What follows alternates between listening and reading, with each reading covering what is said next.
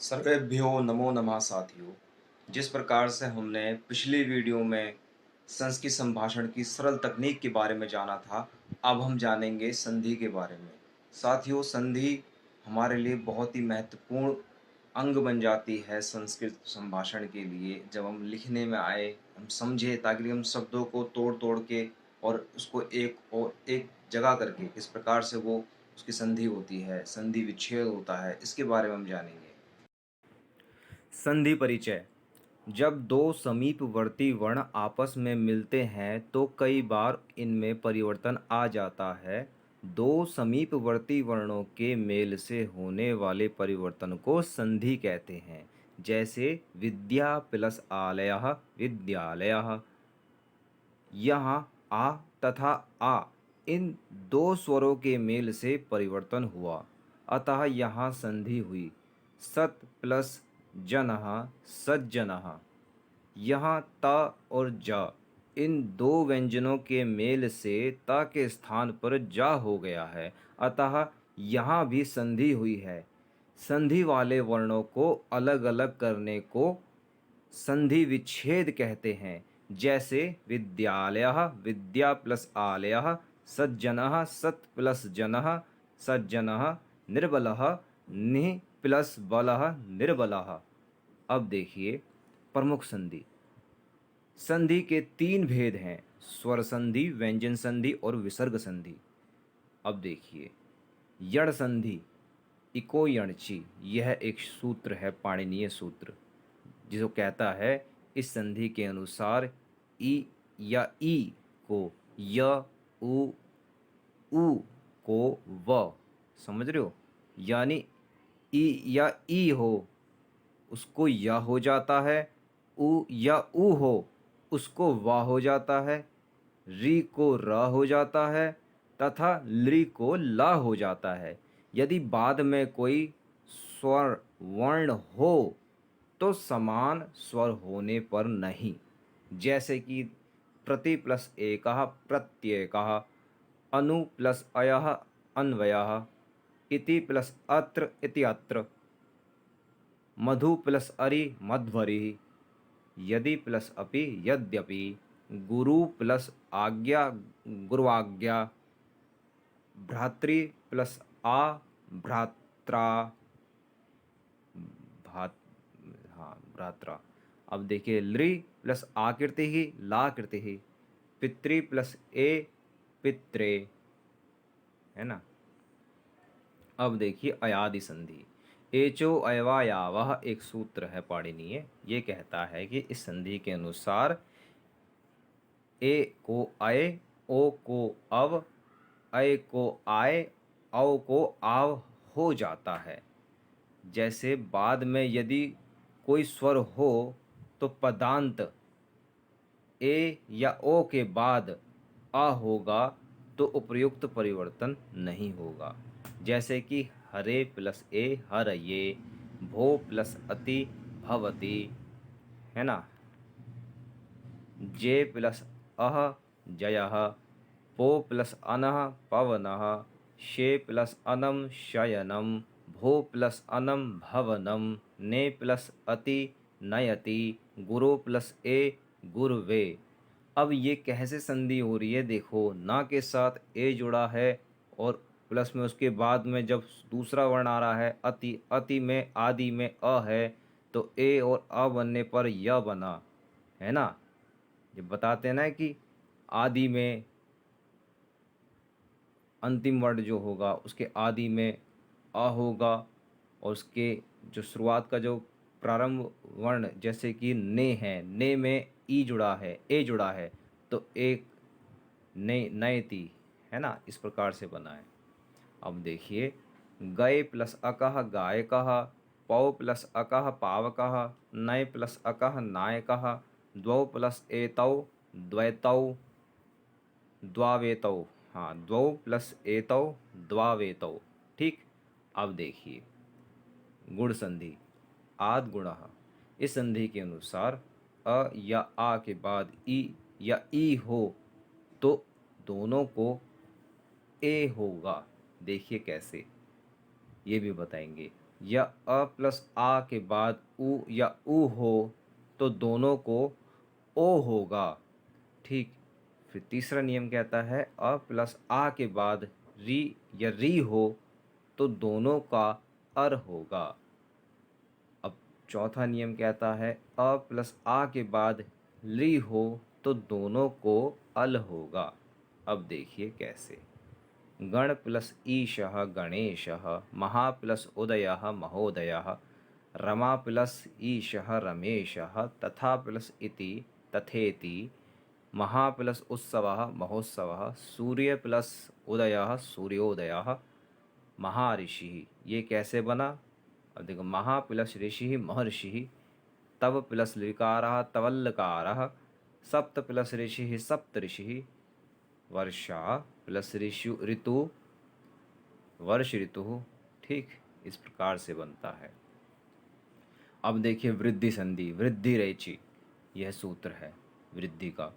इस संधि के अनुसार पहला नियम कहता है अ प्लस आ के बाद ए या अय होगा तो दोनों को अय होगा। और दूसरा नियम कहता है अ या आ के बाद ओ या औ होगा तो दोनों को औ होगा। जैसे अत्र प्लस एकः अत्र एकः, जन प्लस औगः जनौगः, न प्लस एतत् नैतत्, वन प्लस औषधि वनौषधिः, छात्र प्लस ऐक्यम छात्रैक्यम, कार्य प्लस औचित्यम कार्योचित्यम। ठीक। अब देखिए दीर्घ संधि, अकः सवर्णे दीर्घः। इस संधि के अनुसार अ इ उ री के बाद कोई सवर्ण सदृश अक्षर हो तो दोनों के स्थान पर उसी का दीर्घ अक्षर हो जाता है। जैसे अ प्लस अ या आ के बाद अ या आ होगा तो आ ही होगा। ठीक। तो ई या ई के बाद या ई या ई होगा तो ई ही होगा, ई यानी बड़ी ई, है ना। ऊ या ऊ के बाद ऊ या ऊ होगा तो ऊ ही रहेगा। ठीक। अब देखिए री प्लस री री रहेगा।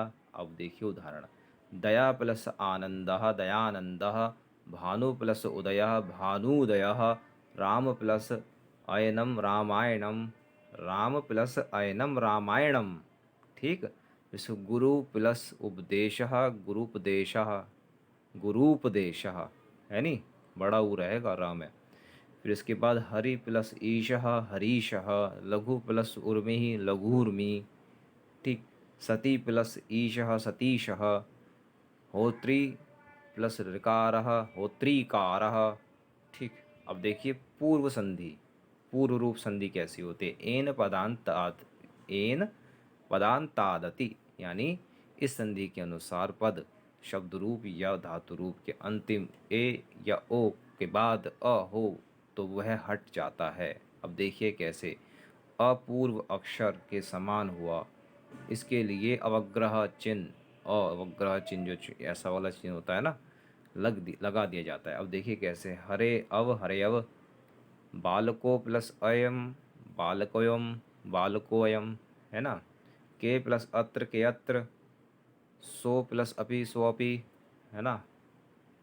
व्यंजन संधि, श्चुत्व संधि, यानी स्तोश्चुनाश्चुः, स या त वर्ग के, स या त वर्ग से पहले या बाद में श या च वर्ग कोई भी हो तो स को श और त वर्ग का च वर्ग हो जाता है।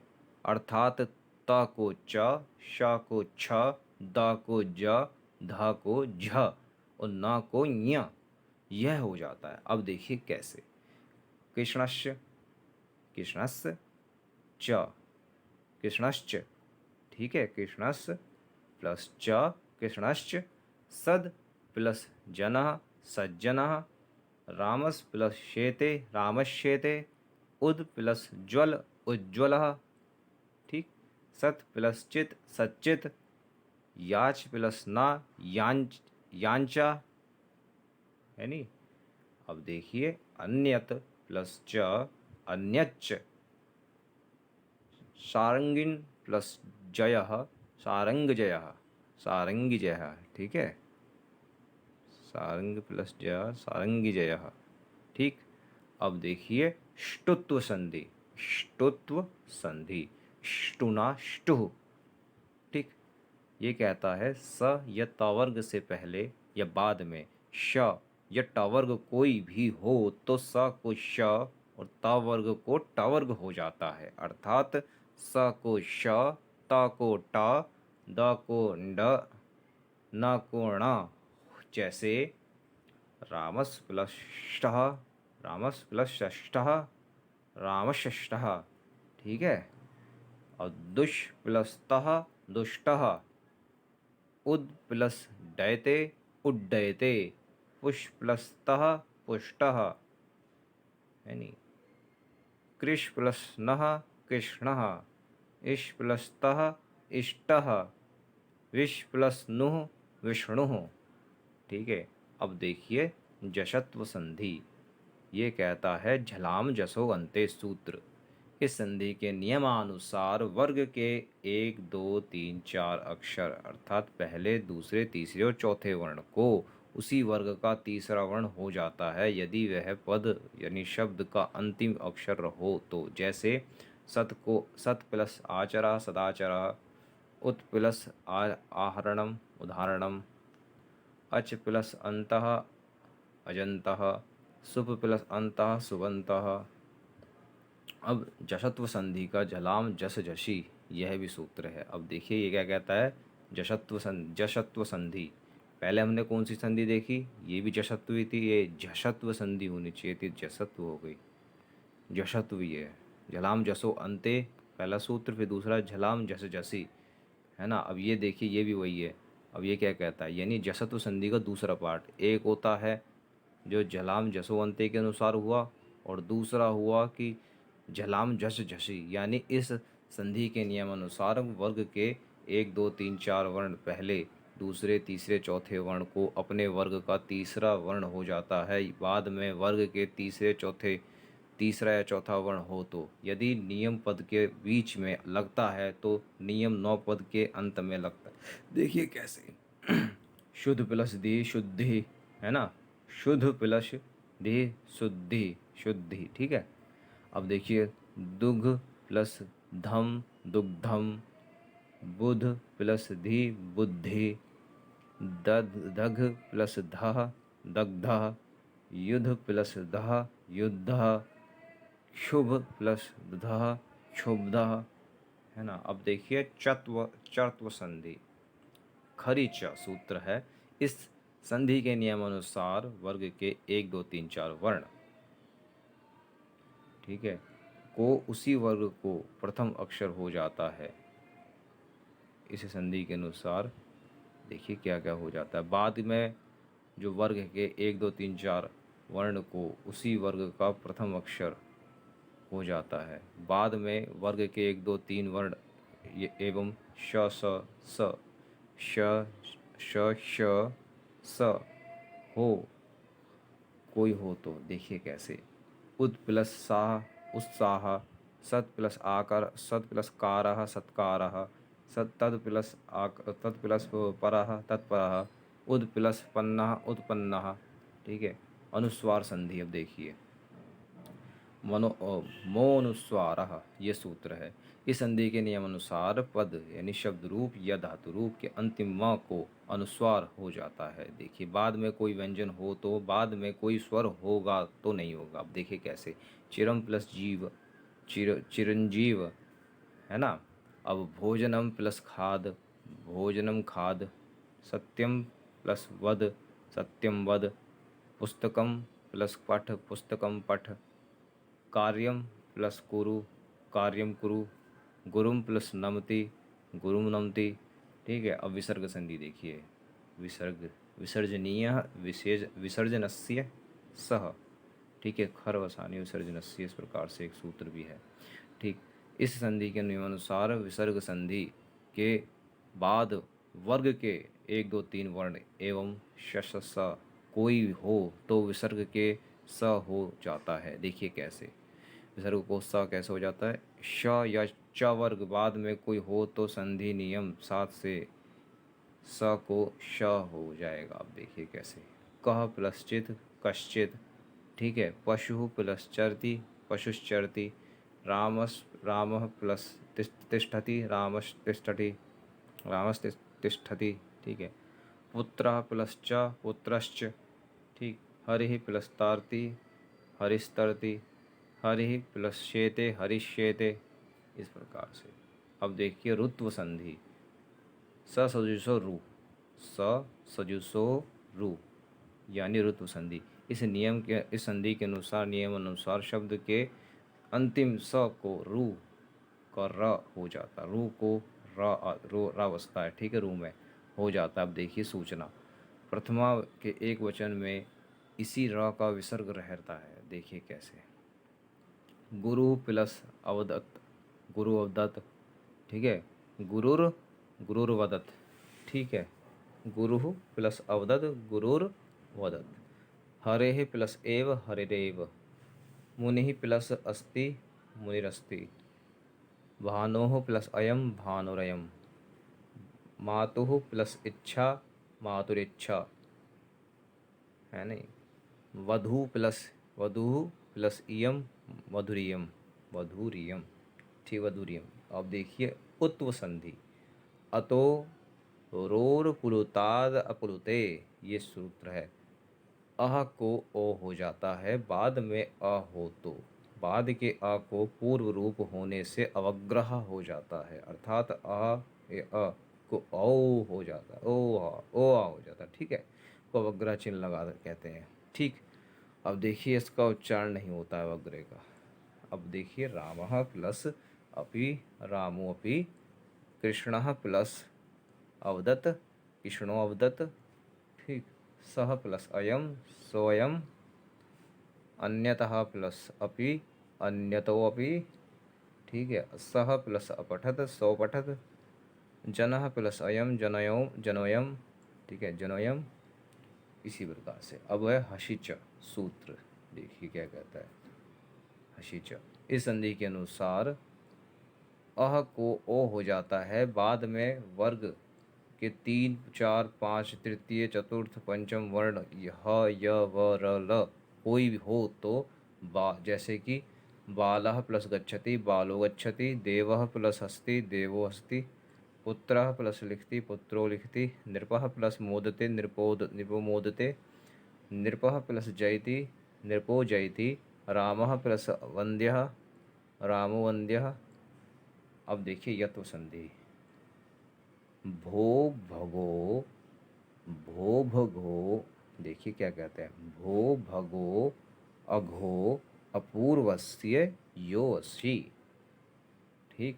इस संधि के अनुसार भो भगोह अघोह शब्द और अ या आ के बाद र को य होता है यदि बाद में स्वर वर्ण ह य व र ल वर्ण के तृतीय चतुर्थ एवं पंचम अक्षर हो तो।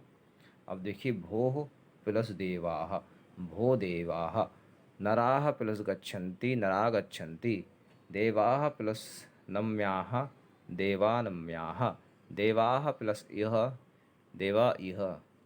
नराः प्लस यान्ति नरा यान्ति। सुतः प्लस आगच्छति सुता गच्छति सुत आगच्छति, है नी। भगोः प्लस नमस्ते भगो नमस्ते। अघोः प्लस याहि अघो याहि। अब देखिए सुलोप संधि। एतत्तदोः सुलोपो अकोरनन समासे हलि। इस संधि के अनुसार सह और एषः के विसर्ग का लोप हो जाता है, बाद में कोई व्यंजन हो तो। अब देखिए सह पठति सह प्लस पठति स पठति। एषः प्लस वदति एष वदति। सह प्लस लिखति स लिखति। एषः प्लस हस्ति एष हस्ति। सह प्लस गच्छति स गच्छति। एषः प्लस करोति एष करोति, ठीक। इस प्रकार से हमने जान लिया है।